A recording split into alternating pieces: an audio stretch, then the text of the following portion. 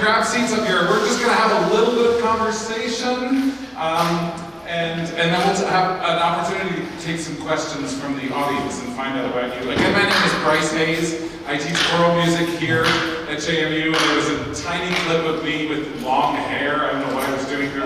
I'm a bald dude, but I thought I'd grow my hair during the pandemic, so you see me with long hair, which is very weird. I thought, David, that we could start with you and talk about, this film is so much about collective memory that we all have of a time, and trauma, I think. And I think there's going to be unpacking of that trauma for many, many years.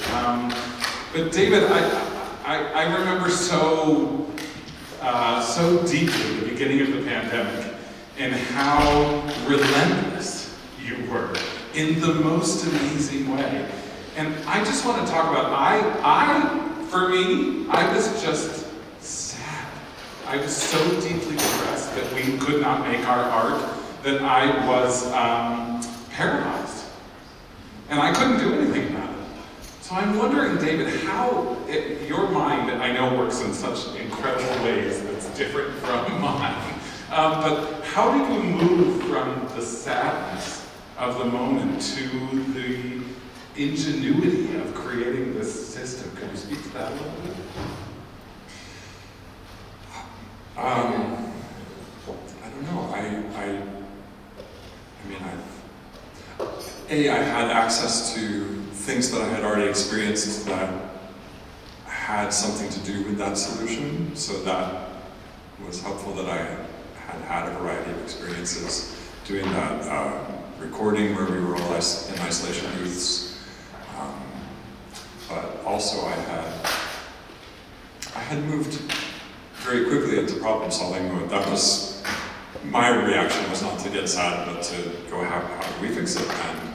And so I had also I remember that when that webinar came out, I had just been having a conversation with a JMU student, former JMU student, who was saying, well, Zoom doesn't work.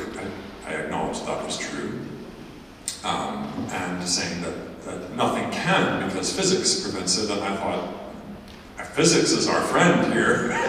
Physics is what can overcome the problem that we already have when we're 70 feet away from a conductor and we need to be, we've figured out ways of negotiating that problem of simply the time that it takes sound to get from one side of the room to the other.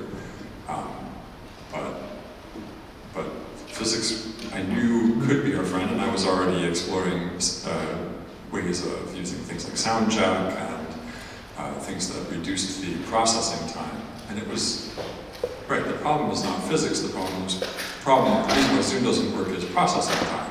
It takes a long time for the computer to process sound, turn it into bits and bytes. But that's not what it does with this microphone. You can see that I'm speaking into this microphone. The sound is immediately turned into an electronic signal that is then a radio signal, and it travels at almost the speed of light until it gets to the speakers. Thank you. Yeah. Basically, someone told him that he couldn't, and so he did. That might be a thing for me too.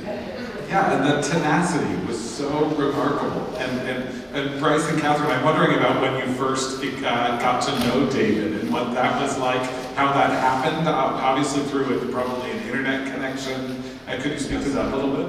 Yeah, so it was the social media sort of connected us with each other through some friend from Boulder or something who knew you.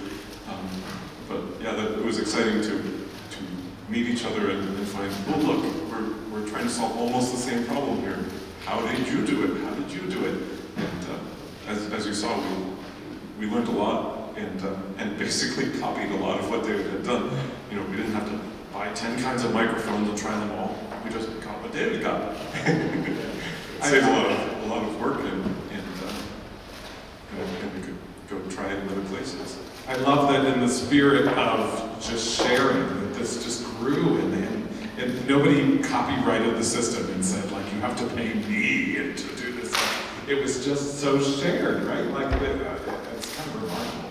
Bryce and Kathryn, I'm wondering at what point you were collecting all this digitally, and at what point did this become a film? Did you decide, oh, there's a movie in this and we need to make a documentary? How did that evolve? So that came very late in the game.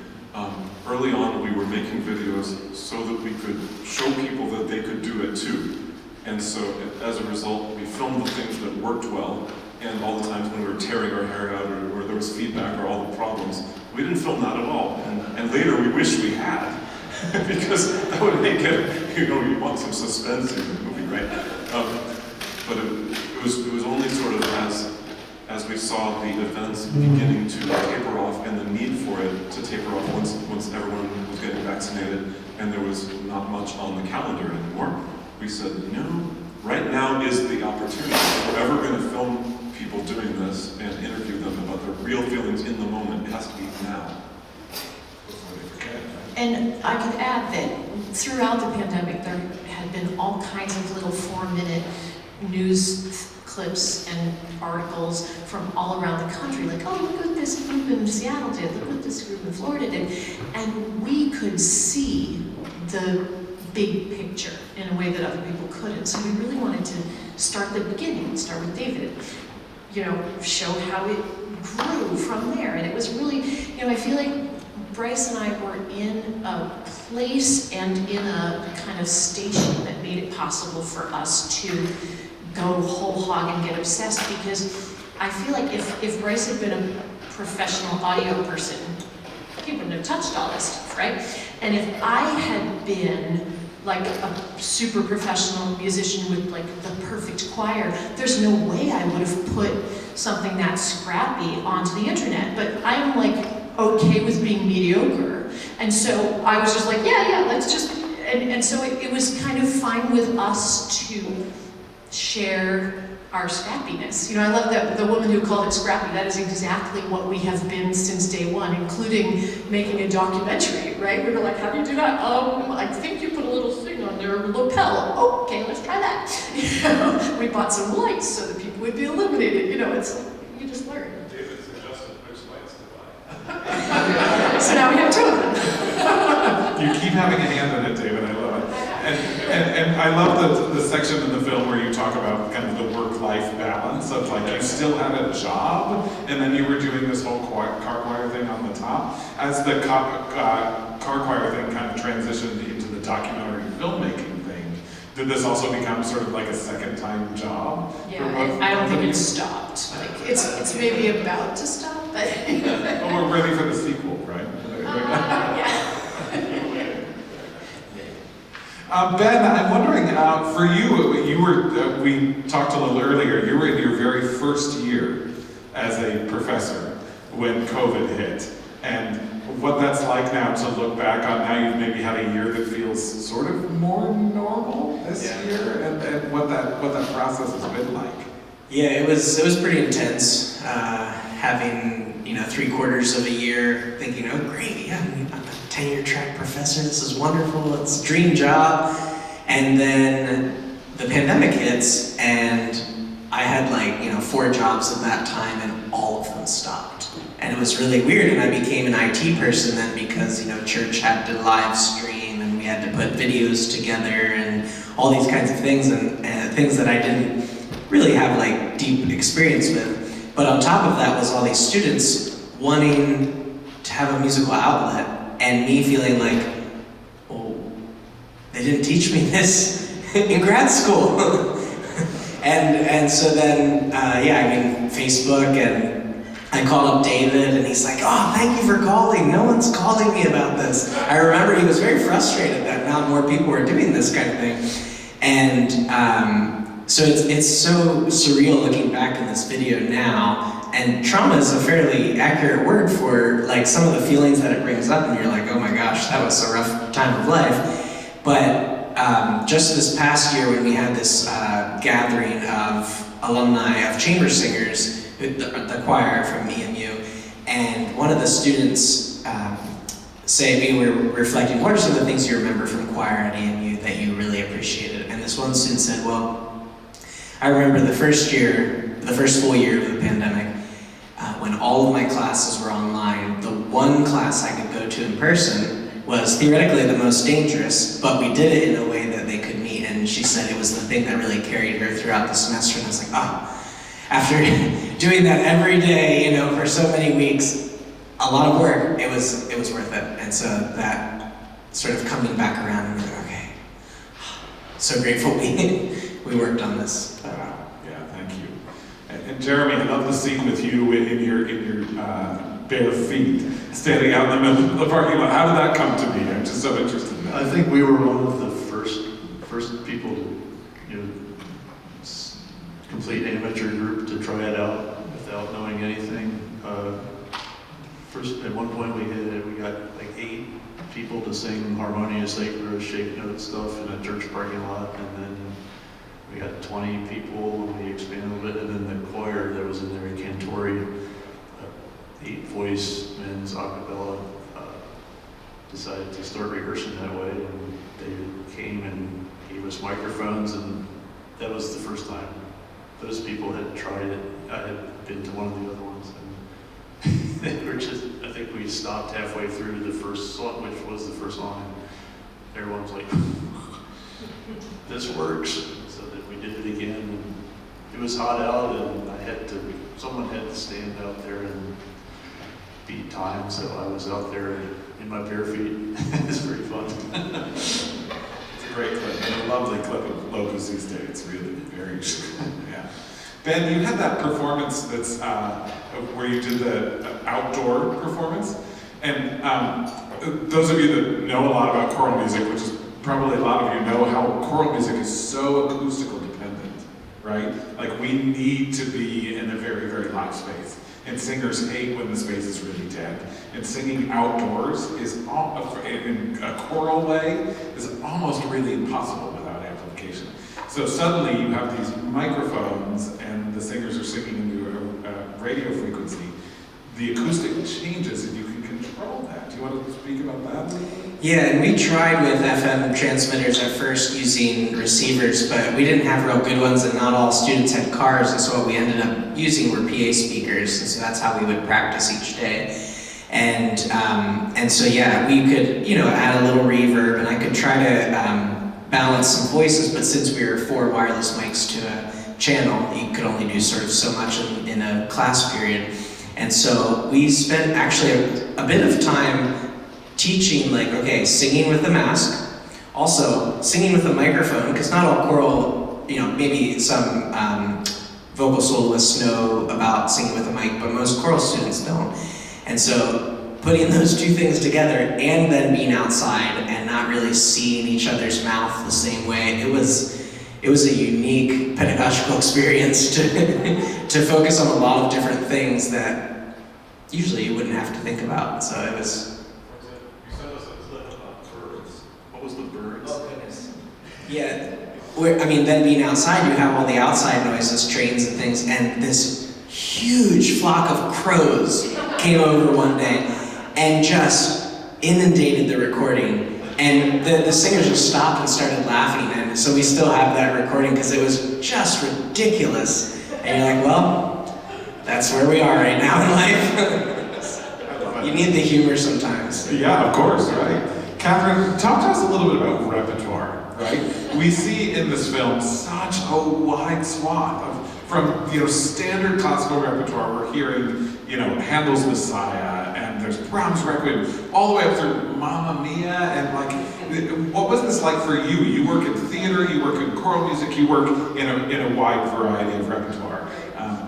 Well, it was funny because, I chose the repertoire at first when people were coming to our house, and then when we started traveling to other groups, we just I became the facilitator, and the church choir director would choose the hymns that they were going to do on Sunday, and sometimes a community chorus person would do some familiar music from their last concert and some new stuff, and we learned a lot of music. We would always have them send us PDFs ahead of time because I always wanted to, sing along, and Bryce sang probably more than because you're not really a singer, like he sang more during the pandemic than any other time in his life, every couple of days. And so we just kind of met the needs of each group. And I feel like once we started traveling, I don't know if you noticed that I would always reserve like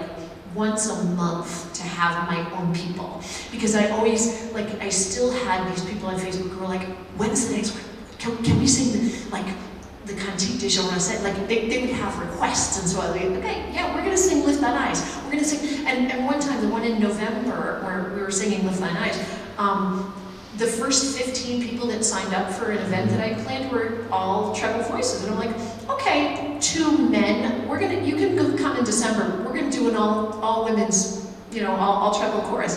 And I just picked a whole bunch of beautiful SSAA music, and so I just kind of, we were very flexible, and honestly, that made the documentary aspect of it very difficult, because, So the repertoire kind of factored into how long it took to get music licenses for things like this. Sure, yeah, of course. Because like if you were planning a film, you would you write a script and you choose which music, and as you're choosing the music, you might choose like, okay, we'll choose 8 songs by this same company so that we can just deal with that company.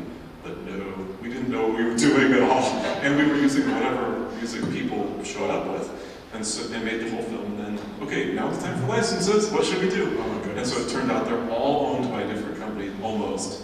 And so now you have to, okay, who owns Rudolph the Red-Nosed Reindeer? And who owns, all this stuff, unless it's public domain.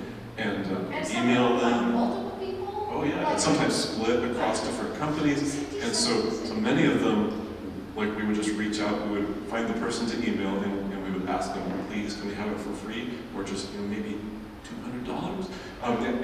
But then other companies, you sort of expect more trouble, like Disney or Universal or others that are sort of, they own thousands of pieces, and that's their whole thing. And so for some of them, we used what's called a music supervision company to help us negotiate those. And one of the nasty things in music licensing is some of the companies would not say how much it costs. Instead they would say, we want MFN with all the other companies, which means whatever's the most expensive that anyone is going to get, we want that price too. So then there's this clump of 7 or 8 companies that all want the exact same amount, and it's whatever the highest one was. And so we had to try to negotiate all of them down and say, this project can't happen at all if you're all going to say $4,000 per song or something. It'll just be canceled and you get nothing. So work with us here. Work with us. But yeah, so the repertoire was kind of a problem, but it's also one of the greatest things in here. I think there's 45 minutes of music in a 75-minute film. Wow, my goodness. And you weren't, when it all began, you weren't setting out to make a film. How did, obviously a documentary of this size requires a massive amount of funding. I mean, you've certainly poured your heart and souls and probably your pocketbooks into this, but how did all that work, the behind the scenes sort of stuff of the filmmaking? So I would say it was kind of a continuation of the let's learn what we need to do next kind of thing. We did hire a guy who's a film student at Suffolk University, Justin Leahy, and he helped with the editing.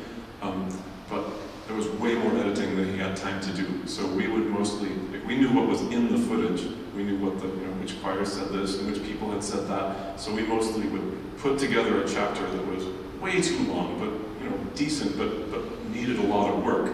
And then we'd ship it over to him, and he would chop it down and chop it down. No, you can't cut that. Oh my gosh! And try to make it so you could actually sit through the thing. But we did a lot of editing ourselves. If we'd had to pay someone to do it all, I have no idea how much it would cost. Right. It's hundreds of hours of work that you put into the filmmaking, I can imagine. Yes. Wow, amazing. Bryce, speak about yourself as a musician. I think Kathryn referenced a little bit that you're a pianist more than you're a singer, but you suddenly started singing a lot more. Do you feel like you grew as a musician? Well, sure. I mean, I've been in choruses before, but I guess for many years I've been more focusing on the piano. I was a piano and physics major at Oberlin. and it turned out that this project actually needed both all at once. You were the right person. Radio waves thing and which frequency to use, and then, well, we needed pianos too. So that was kind of cool to use both degrees. But anyway, I've focused more on piano lately. But I'm in a chorus, and I figured, hey, they're back. I can do it again. Yeah. Let's try it. Now I have to learn Carmina Burana in the next 3 weeks. Oh, good luck. Not memorized, thank goodness. Let's come back to David. Of all the repertoire that you helped facilitate, and I think we'll ask this of the whole panel, in the car choir world, was there something that stood out for you as a musician, as a leader, as a tech person, whatever way you want to take this, that was like a shining light in the moment that's a good memory that you hold on your heart?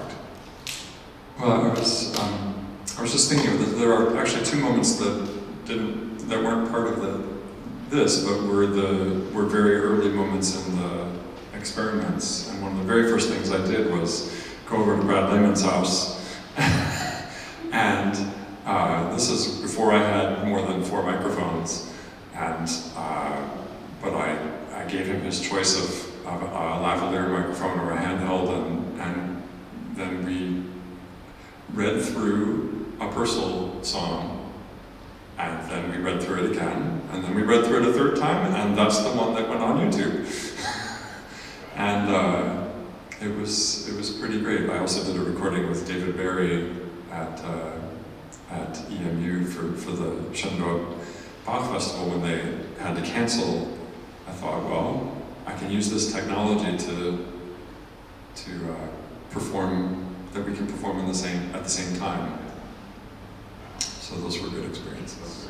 Those were good experiences. Bryce, what about you? Is there a piece or a moment or a shining? So if it's okay, if I could just talk about that a tiny bit. So I have this theory, I don't know if it's really true, but I have a theory that we found that people who were more sort of on the amateur singer side were much more excited about trying weird stuff in order to just be with their people again. And we found that Kathryn's in a professional choir, and we were doing this all the time. We offered to them, hey, do you want to try it? And they just weren't. They had such bigger problems if they were professionals and they were trying to figure out how can I teach my lessons? When is there ever going to be an audience again? Yeah. They just couldn't. They couldn't do it just for fun, and it wasn't as satisfying because it wasn't that, it wasn't perfect, it wasn't great. They didn't have an opportunity to do their best if you're hunched in a cart, it's just. That posture.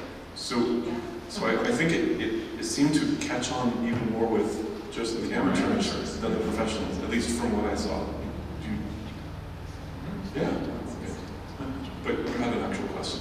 Well, the question was just if there's a piece or a moment that really sticks out to you. So for me, I think that one of the most memorable moments for me is the editing of the Brahms Requiem, because we had just done this kind of high-stakes, crazy thing where the Today Show came and we tried all this new stuff for the first time, and then I got to go home and listen to it all with my headphones and mess around with the levels and just make it, tweak it to make it sound as amazing as possible. But just thinking about how unlikely it was that this random parking lot would turn into a place where some beautiful work of art had happened. There's so many things that made it unlikely. I mean, the chorus hadn't seen each other in 7 months, and we didn't know them before. They were sort of taking a risk to try something with us at all, and then to be filmed on national TV trying the new thing. They hadn't sung that piece for like 2 years. They took a big risk, and it turned out just amazing. It's remarkable and fits the piece. It's a unique piece in that it's the Requiem that's not in Latin, it's in German, and it's unique in Brahms' output, and so it's sort of unique that was the piece that was chosen. Yeah. Right. Wow. Beautiful. Kathryn, what about for you? So what I noticed in going around to all the different choirs was a lot of overlap in pieces that people would frequently choose, and the most common one was, how can I keep from singing? And I think that's a very for many reasons. Very meaningful. Way too many come to mind, but the two that I'll mention, just the first one is the very first sound we made. That moment of being like, oh my gosh, this is possible. And that feeling after, it was the summer of 2020 when we were testing things out to see like, okay, is this gonna be my school year? And we tried it and we sang Praise God from Whom All Blessings Flow, this big Mennonite anthem style one. And it was just incredible, filling the outdoors with that. And then another one was If Music Be the Food of Love, Sing On, a really gorgeous choral arrangement piece. And it was sort of like, okay, so out of what we do, this music stuff, what's really important? It sort of shed a lot of layers out, and we saw the core again of what we do and the why we do it. And that sort of drove that work for a while. Thank you. Jeremy? Well, I should say I'm really good at singing songs by Taylor Swift. She was so adorable. She didn't finish the whole film. That girl. 5 years old. And she stopped singing since she was 3 or 4. That's a long time.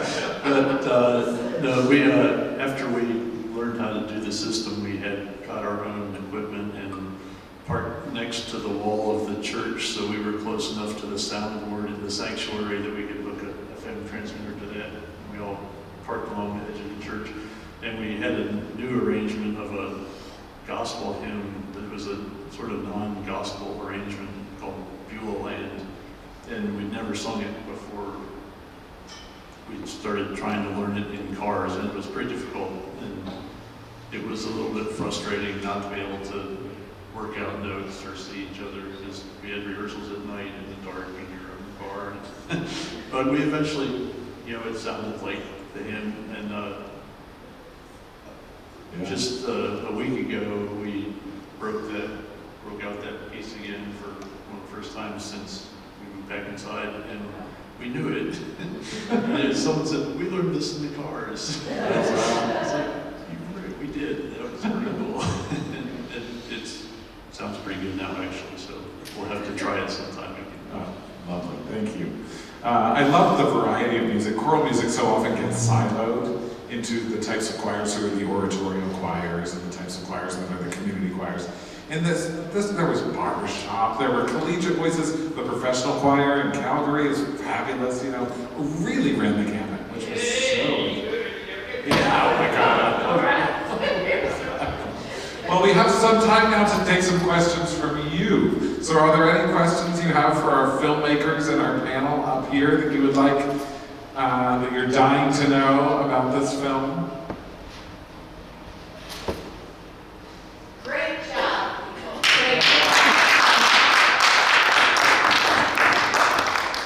Thank you so much. Will this be available to the public? Do people want to watch this? So, we've never made a film before, so we're still learning how this whole thing works. But the basic plan at the moment is that we're trying to get it onto a streaming service, such as Apple TV or Hulu or something. We're trying to get it there, and then we hope to tell most people we think will learn about it through Facebook and social media and people sharing about it. We've started to have a lot of good luck with showing it in public libraries. And so we've done that about 5 times. We actually did that in Cincinnati just like 2 days ago. Yeah, so because public libraries, they're inexpensive and they have audio equipment and they often show films. They know how to show films already, even if we're not there to go press the button and plug in our computer. So we hope that will be able to spread across many cities and countries. And if anyone would like to help, you could go onto a website called IMDb, the Internet Movie Database, and give us a rating. It can be 0 to 10 stars, but then we would, let's say our average is 8.2, but there are 40 people who rated it, or 500 people who rated it. They're going to pay more attention to us the more people have weighed in. So you don't have to do anything except click a star, and it would really help us. Another question. 2 quick questions.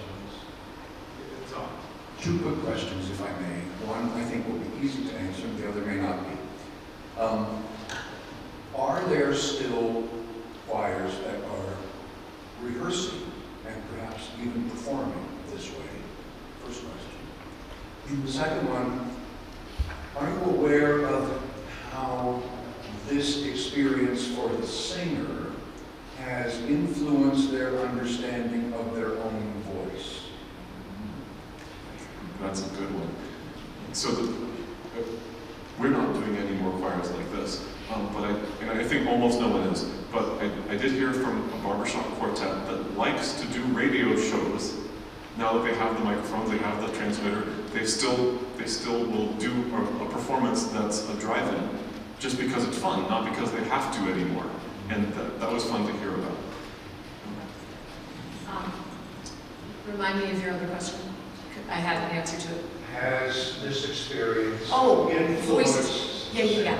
A lot of people reported that singers grew in this process because when you use an FM transmitter, thank you, David, we would mix the choral sound and then send it back to your radio, and you would hear the entire chorus. Which, if you are in a kind of amateur choir and you have an alto on this side and an alto on this side, and you're not very confident, but you sing what they're singing, you don't have that crutch anymore, right?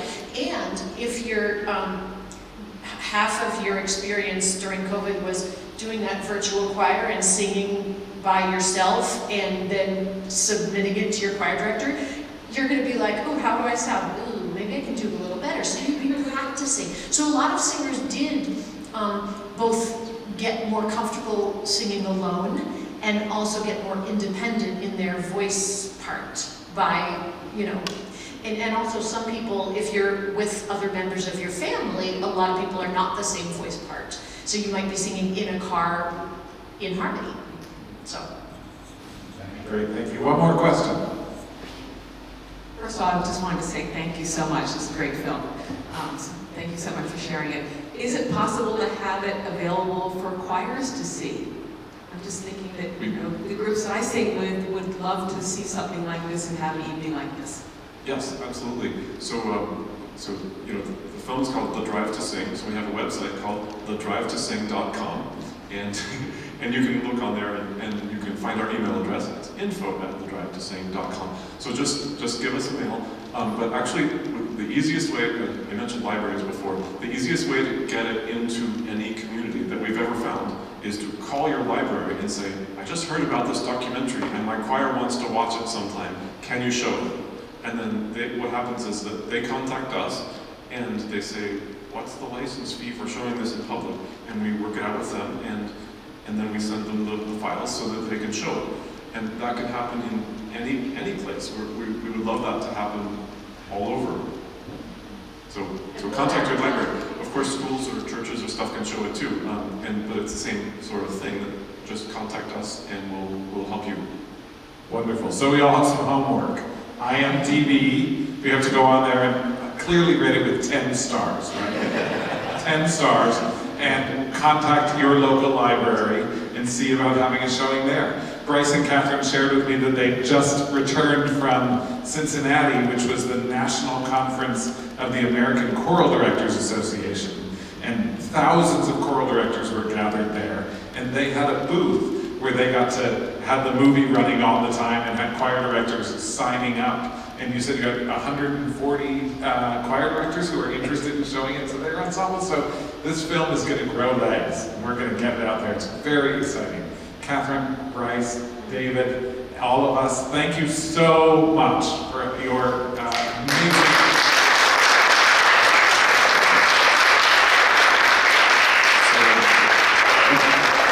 Something we'd like to give to David here, and it's a poster. So if you remember, right at the end when you saw the 48 or so different groups who had done car singing, so it's a picture of that, and it says, "Car choirs in 2020 and 21. Look what you started."